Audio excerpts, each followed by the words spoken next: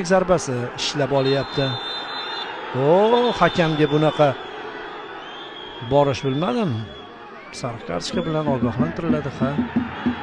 Marat ham zodi bashar qizil ketdi. Ana e'tiroz bildirding, olasan.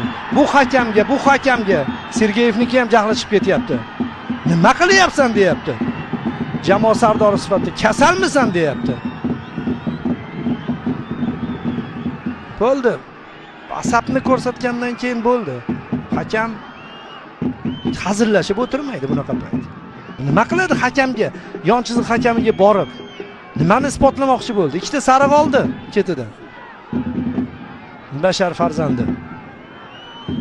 Bo'ldi, ketdi. Foydasi yo'q. Qoidami? Qoida. 65-daqiqada sodir bo'ldi bu voqea. Mana keldi, aldab ketganda qoida buzdi deb hisoblayapti. Mayli, buzmaganligi rol o'ynamaydi. Mana shunaqa jahlda borishi, juda yaqin masofadan turib o'zini agressiyasini ko'rsatishi birinchi sariq. Keyin yana bosh hakamga sapchishi ikkinchi sariq kartochka. Bo'ldi, e'tiroz yo'q.